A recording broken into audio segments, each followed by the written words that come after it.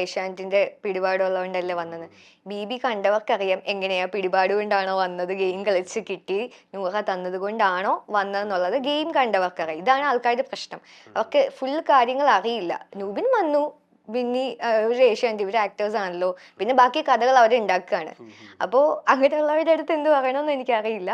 അപ്പോൾ വന്നിട്ട് 3 ദിവസം ഉണ്ടായിരുന്നു. ഞങ്ങൾ അങ്ങോട്ടും ഇങ്ങോട്ടും കണ്ണി നോക്കിയിരുന്ന് എന്ത് സംസാരിക്കണം നമുക്കറിയില്ല. കാരണം പുറത്തത്തെ കാര്യങ്ങൾ പറയാൻ പാടില്ല എന്നുള്ളത് സ്ട്രിക്റ്റ് ആയിട്ട് പറഞ്ഞിട്ടുണ്ട്.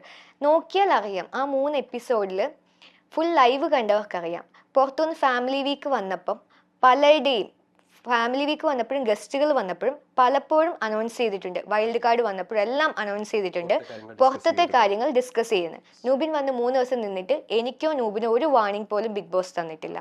സോ അതിലുണ്ട് ഞങ്ങൾ ഡിസ്കസ് ചെയ്തിട്ടുണ്ടോ ഇല്ലയോ ഞങ്ങൾക്ക് അറിയില്ല എന്തിനെ പറ്റി സംസാരിക്കുന്നത്. ഈവൻ വീട്ടിലെ കാര്യം ചോദിക്കുന്ന വിധത്തിൽ അറിയാതെ എങ്ങാനും പുറത്തത്തെ കാര്യങ്ങൾ വരുമോ, അതിൽ ഏതാണ് ഫിൽറ്റർ ചെയ്യേണ്ടതെന്ന് പോലും നമുക്ക് അറിയുന്നില്ല.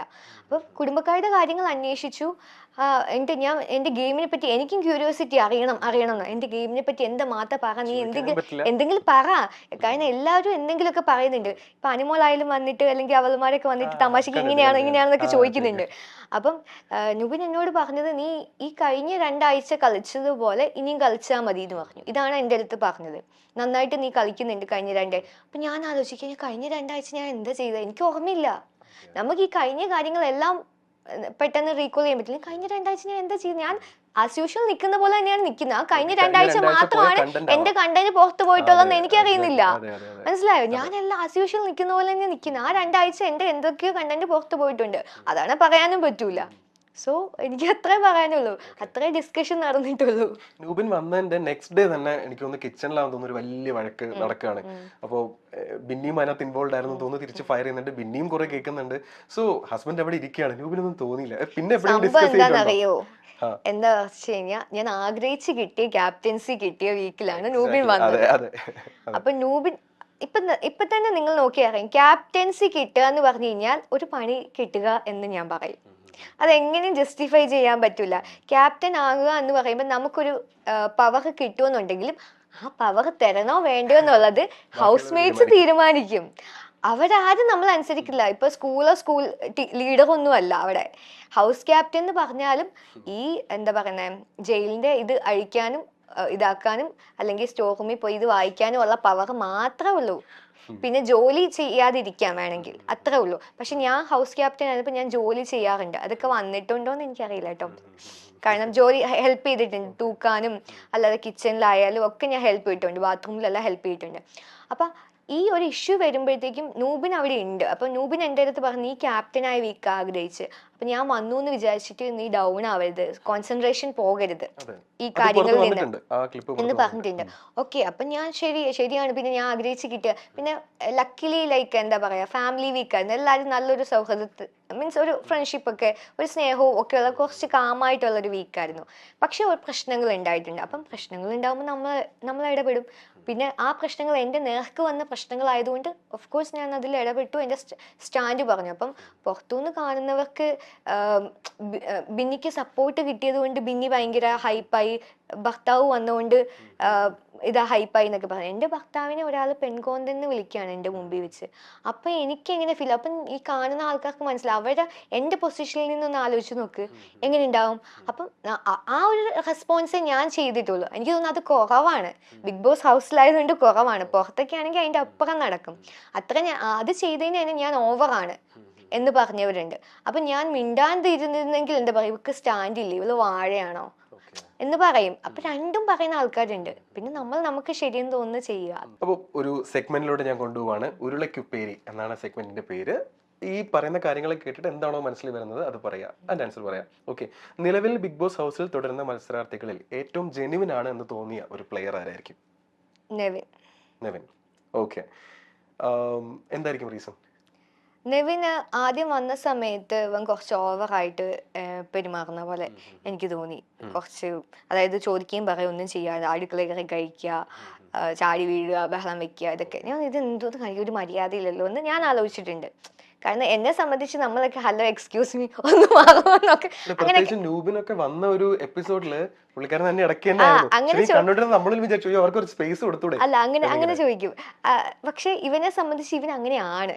പിന്നീട് കുറച്ച് ദിവസം പോകെയാണ് എനിക്ക് മനസ്സിലായത് ഇവൻ കുറച്ച് എല്ലാവരുമായിട്ടും ഭയങ്കര ഒരു ചാടിക്കേറി ഇടപെട്ട് ബഹളം വെച്ച് നടക്കുന്ന ഒരു ക്യാരക്ടറാണ് അവന് തോന്നുന്നത് ചെയ്യും. പക്ഷെ ഒരിക്കൽ പോലും എന്താ പറയുന്നത് നമ്മളുമായിട്ടൊരു ബോണ്ടിങ് കണക്ഷൻ വെച്ചിട്ട് അവൻ തമാശ രീതിയിലാണ് എല്ലാ കാര്യങ്ങളും പറയുന്നത്. ഈവൻ സീരിയസ് മാറ്റർ പോലും അവൻ കുറേയൊക്കെ തമാശ രീതിയിലാണ് പറഞ്ഞത്. മീൻസ് അത് നമ്മൾ കൂളായിട്ട് എടുക്കും.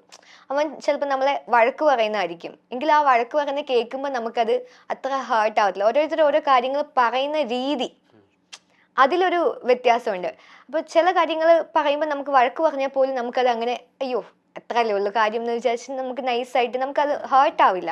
പക്ഷെ മറ്റു ചിലർ അങ്ങനെയല്ലോ, ചെറിയ കാര്യം പോലും ഭയങ്കര ഹേർട്ട് ആവുന്ന രീതിയിലാണ് പറയുന്നത്. അങ്ങനെ നോക്കുമ്പോൾ കുറേ കാര്യങ്ങൾ അവൻ ജെന്യുവൻ ആയിട്ട് നിന്ന് നമ്മളെ അടുത്ത് പറഞ്ഞു. നമ്മുടെ അപ്പ് ആൻഡ് ഡൗൺസ് വരുമ്പോഴും നമ്മളൊരു ടാസ്ക് ചെയ്യുമ്പോഴൊക്കെ ഇതൊക്കെ എനിക്കറിയില്ല എത്രമാത്രം കണ്ടിട്ടുണ്ടാവും എന്ന് എനിക്കറിയില്ല. ഒബ്സർവ് ചെയ്യുന്നവർക്ക് മനസ്സിലാവും എല്ലാവരുമായിട്ട് അവനൊരു കണക്ഷൻ ഉണ്ട്, ഒരു ജെന്വിൻ കണക്ഷൻ. അവൻ കരഞ്ഞാലോ അവൻ എക്സ്പ്രസ് ചെയ്യുന്ന ഇമോഷൻസ് എല്ലാം ജെന്വിൻ ആണ്. അവൻ ഒരിക്കലും അവിടെ അഭിനയിച്ചതായിട്ട് എനിക്ക് തോന്നിയിട്ടേ ഇല്ല. ഫൺ എലമെന്റും എന്റർടൈൻമെന്റും എല്ലാം അപ്പാർട്ട് അവൻ അങ്ങനെ അഭിനയിച്ച് നിൽക്കുന്നില്ല. അവൻ ആ വരുന്ന ഫ്ലോയിൽ പറയുന്നതാണ്.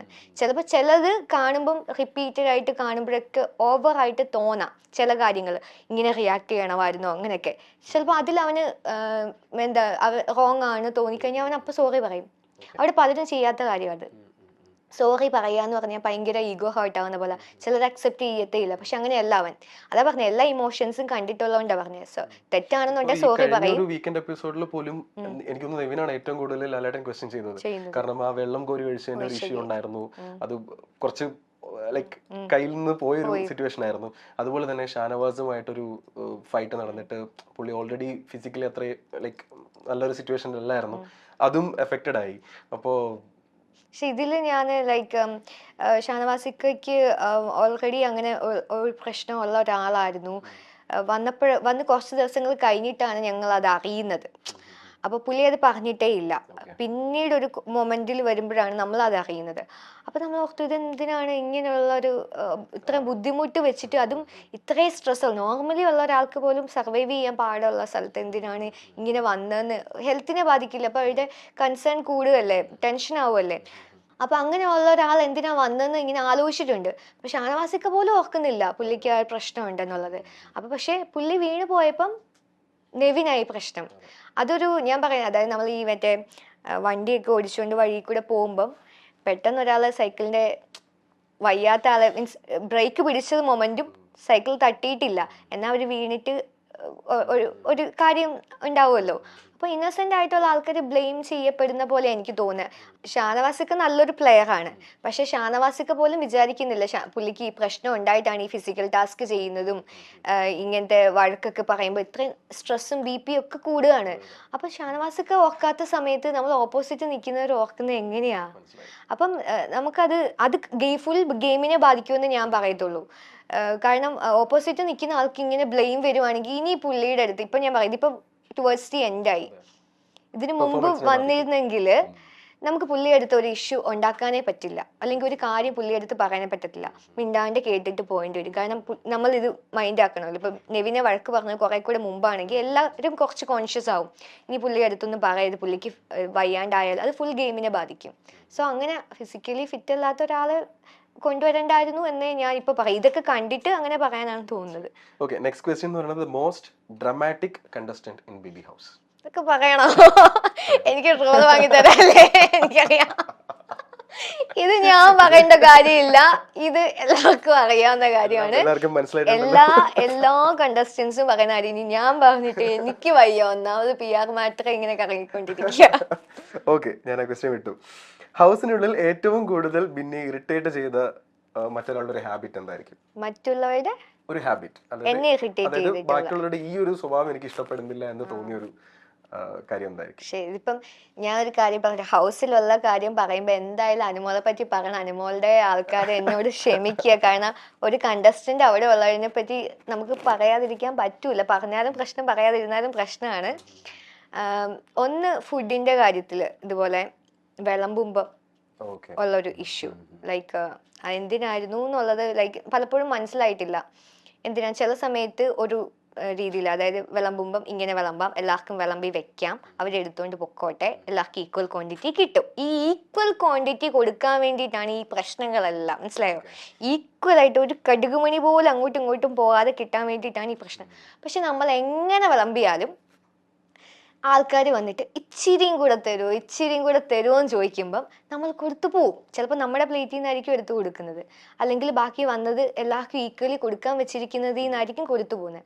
അവിടെയാണ് ഈ പ്രശ്നം മുഴുവൻ വരുന്നത്. പക്ഷെ അനുമോൾ അവിടെ കിടന്ന് കുറേ റൂൾസ് ലൈക്ക് വിളമ്പുന്ന കാര്യത്തിൽ കൊണ്ടുവരാനും നിഷേധിക്കാനും ഒരു സമയം പറയുന്നതായിരിക്കില്ല. അവൾ കുക്ക് ചെയ്യും, നന്നായിട്ട് കുക്ക് ചെയ്ത് എല്ലാം വെക്കും. പക്ഷെ ഈ വിളമ്പുന്ന സമയത്ത്, അതായത് അവസാനം കൊണ്ടുപോയി കല ഉടയ്ക്കാന്ന് പറയില്ലേ, അതുപോലെ വിളമ്പുന്ന സമയത്ത് ആ സ്നേഹവും ഇതും എല്ലാം ആ കഷ്ടപ്പാടും എല്ലാം അങ്ങോട്ട് പോവും. അത്രയും ഇതിലാവും അത് എൻഡ് ചെയ്യുന്നത്.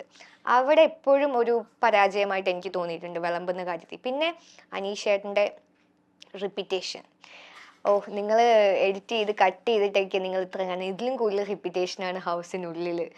അത് പോയിന്റ് കണ്ണടച്ച് കിടക്കുന്നത് ഞാൻ കണ്ടു. കണ്ണടച്ച് കിടക്കുന്നത് അതൊന്നും വൈറലായാലും എനിക്ക് പുറത്ത് വന്നിട്ട് അറിഞ്ഞു കേട്ടോ. പക്ഷെ അല്ലാണ്ട് ഒരുപാട് കാര്യങ്ങൾ ഇങ്ങനെ റിപ്പീറ്റ് ചെയ്ത് പറയാറുണ്ട്. അപ്പൊ റിപ്പീറ്റ് ചെയ്യുന്നത് നമുക്ക് പ്രത്യേകിച്ച് ഈ നമ്മൾ രാവിലെ ഉറങ്ങി എണ്ണിക്കുമ്പോ പുള്ളി വന്നിട്ട് ബാറ്ററി ചേഞ്ച് ചെയ്യേ. അയ്യോ ചേട്ടാ, ഞങ്ങൾ ബാറ്ററി ചേഞ്ച് ചെയ്യാൻ വേണ്ടി ബാഗ് എടുത്ത് ബാറ്ററി ചേഞ്ച് ചെയ്തോണ്ടിരിക്കുവായിരിക്കും. അപ്പോഴും പറയും ബാറ്ററി ചേഞ്ച് ചെയ്യേ. സത്യം പറയാതെ ഭയങ്കരമായിട്ട് ഇറിറ്റേറ്റ് ചെയ്യും. നമ്മുടെ ഈ അലാറം ഒക്കെ നമ്മൾ അടിച്ചിട്ട് ഓഫ് ആക്കിയിട്ട് വീണ്ടും കിടന്ന് അലക്കൂലേ, ആ ഒരു അവസ്ഥയാണ്. ഇഞ്ചി മൈ മീൽ പാർട്ട്ണർ. ഏതെങ്കിലും ഒരു കണ്ടസ്റ്റന്റ് ഇനി കാണാണ്ടിരിക്കട്ടെ എന്ന് തോന്നിയിട്ടുണ്ടോ? കാണാതിരിക്കട്ടെ എന്നോ? നേരിട്ട് അല്ലെങ്കിൽ റിയൽ ലൈഫിൽ അയ്യോ ഇനി കാണാൻ വയ്യ ആളെ എന്ന് തോന്നിയിട്ടുണ്ടോ? അങ്ങനെയൊന്നുമില്ല, അതെല്ലാം ഗെയിം അല്ലേ, അതെല്ലാം ആ രീതിയിൽ എടുക്കുന്നുള്ളൂ. ഓക്കെ. മോസ്റ്റ് ഷോക്കിംഗ് എവിക്ഷൻ ഏതായിരുന്നു? Most shocking eviction was Appani and Gizele. Like രണ്ടും പറയാൻ പറ്റുമോ? അപ്പാനിയുടേത് ബിഗിനിങ്ങിൽ ലൈക്ക് ഷോക്കിംഗ് ആയിരുന്നു, കാരണം വളരെ ആക്റ്റീവായിട്ടുള്ള ഒരു കണ്ടസ്റ്റന്റ് ആയിരുന്നു. പിന്നെ അപ്പാനി ഭയങ്കര ലൗഡായിട്ടൊക്കെ ഇങ്ങനെ പറയുകയും ഒക്കെ ചെയ്യുമായിരുന്നു. അപ്പം അങ്ങനെയുള്ള വേറെയും കണ്ടസ്റ്റൻസ് ഉണ്ട്. അപ്പോൾ അവരും ചെയ്ത മിസ്റ്റേക്സ് അപ്പാനിയും ചെയ്തിട്ടുണ്ട്. പക്ഷെ അങ്ങനെ പെട്ടെന്ന് എവിക്റ്റ് ആയി പോയപ്പോൾ അതെന്താ കാര്യം എന്നുള്ളത് നമുക്ക് ഒരു ക്ലൂവും കിട്ടിയിട്ടില്ല. പിന്നെ ജിസേൽ നല്ലൊരു പ്ലെയർ ആയിരുന്നു. ജിസേലിന്റെയും അതെ. പക്ഷെ പിന്നെ കുറച്ച് ഡൗൺ ആയി പോയി. ബട്ട് എങ്കിലും അവർക്ക് അവരുടേതായിട്ടുള്ള ഒരു ഫ്രണ്ട്ഷിപ്പ് കോംബോ ഉണ്ടായിരുന്നു പുറത്തുനിന്ന് എന്നാ എനിക്ക് തോന്നിയിട്ടുള്ള. കുറച്ചുകൂടെ നിൽക്കേണ്ടായിരുന്നു തോന്നിയിട്ട്. ഓക്കെ. ഇപ്പൊ ബിഗ് ബോസിനുള്ളിൽ പോയിട്ട് രണ്ടുപേരെ നോമിനേറ്റ് ചെയ്യാൻ പറഞ്ഞ ആരെ നോമിനേറ്റ് ചെയ്യും? ഇപ്പൊ ഉള്ള 5 പേരിലോ?